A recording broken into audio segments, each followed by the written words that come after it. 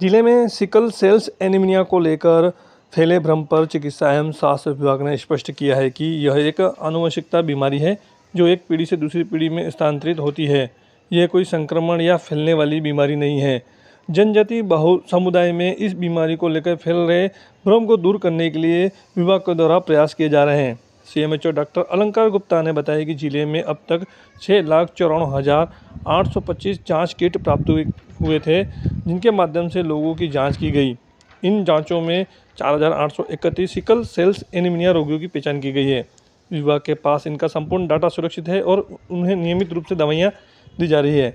उन्होंने यह भी स्पष्ट किया है कि अब तक इस बीमारी से कारण किसी की भी रोगी की मृत्यु नहीं हुई है। सिकल सेल्स एनीमिया के मरीजों को विशेष प्रकार का कार्ड दिया जाता है, जिसकी नियमित मॉनिटरिंग और काउंसलिंग की जाती है। डॉक्टर अलंकार गुप्ता ने बताया कि सिकल सेल्स एनीमिया डीएनए में सैकड़ों साल पहले हुए म्यूटेशन के कारण उत्पन्न हुआ है और यह विशेष रूप से जनजाति समुदाय में अधिक पाया जाता है। इस बीमारी में लाल रक्त कोशिकाओं का आकार सामान्य गोलाकार की बजाय दराती सिलिकल जैसा होता है, जिस कारण शरीर में पिल्लाई इन कोशिकाओं को नष्ट कर देती है और रोगियों को हीमोग्लोबिन की कमी हो जाती है। यह बीमारी माता पिता से बच्चों को स्थानांतरित होती है, इसलिए इसे आनुवंशिकता बीमारी माना जाता है।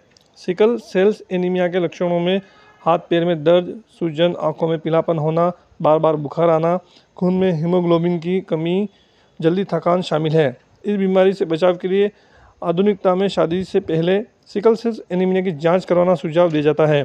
भारत सरकार की ओर से इस बीमारी के लिए 2 वैक्सीन विकसित करने का कार्य चल रहा है और बाजार में इससे संबंधित दवाइयाँ और इंजेक्शन भी आसानी से उपलब्ध हैं।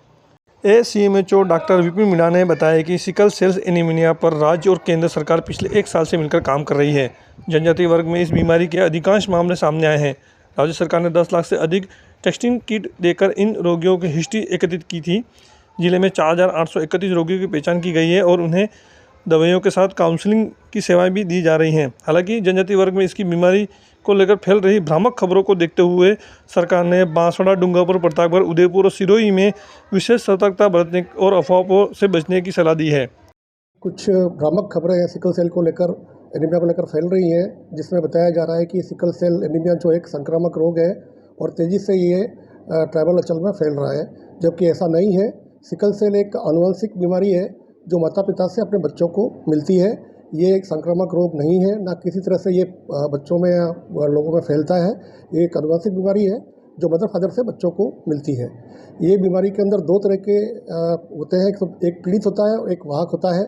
जो पीड़ित होता है और वाहक होता है, पीड़ित में इस बीमारी के लक्षण आते हैं, वाहक में इस बीमारी के लक्षण नहीं होते हैं। इस बीमारी के लक्षण है मेनली एनीमिया है, सर दर्द है, आंखों में पीलापन है और हाथ पैरों में दर्द है। ये बीमारी का मुख्य लक्षण है। और तो इसमें हम सलाह जो देते हैं, जैसे हमने जो टेस्ट करते हैं, टेस्ट करने के बाद जो पीड़ित निकल के आते हैं, जो वाहक निकल के आते हैं, उनकी हमारे द्वारा काउंसलिंग की जाती है कि किस तरह से उनको शादी करनी है आपस में या शादी नहीं करनी है। अगर 2 पीड़ित हैं और आपस शादी करते हैं तो उनके 100% बच्चे जो होंगे वो पीड़ित पैदा होंगे। अगर एक पीड़ित है और एक नॉर्मल है तो उसके 50% बच्चे जो हैं वो पीड़ित पैदा होंगे और 50% बच्चे जो हैं वो वाहक पैदा होंगे।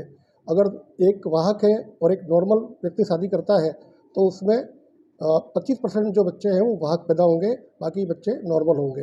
अगर 2 वाहक शादी करते हैं तो उसके अंदर 50% बच्चे वाहक होंगे और 50% बच्चे नॉर्मल होंगे।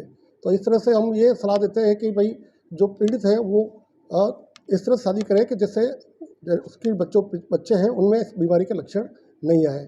तो आप सभी से यही, आनुवंशिक बीमारी है जिसका इलाज भी संभव है। स्वास्थ्य विभाग की ओर से जो सर्वे कराया गया है जिले में, कितने लोगों का सर्वे कराया गया, उसमें कितने लोग पॉजिटिव है, उनको क्या काउंसलिंग दी? हमारे द्वारा करीब हमको स्टेट से 6,54,000 किट मिले थे जांच के लिए, जिसमें से 6,48,000 लोगों की हमने जांच की है। 4,800 के करीब जो लोग हैं वो हमारे को पीड़ित मिले हैं। हमारे द्वारा उनको ट्रीटमेंट जो संबंधित CSC PSC पर उनको ट्रीटमेंट दिया जा रहा है और उनकी काउंसलिंग की जा रही है। सर उसमें क्या लगने में ठीक होता है सर? ये बीमारी ठीक नहीं होती है, लेकिन इसके लक्षणों को कम किया जा सकता है और इसके अंदर जो सर दर्द है, बुखार है, हल्का हाथ पैरों में दर्द है, आंखों में पीलापन है, ये जो इसके लक्षण है, इन लक्षणों को कम किया जा सकता है। कॉम्प्लिकेशन बढ़ने पर मौत भी हो सकती है इसके अंदर, ज़्यादा कॉम्प्लिकेशन होने पर जान भी जा सकती है। इस तरह के कोई आंकड़े हमारे पास अभी उपलब्ध नहीं है। जैसे इसमें तो वैक्सीन पे भी काम चल रहा था। हाँ, इसमें अभी वैक्सीन बहुत जल्दी आने वाली है। बाज़ार में इसकी वैक्सीन काफ़ी महंगी है। 2 तरह की वैक्सीन है जो भारत सरकार बहुत जल्दी लॉन्च करने वाली है।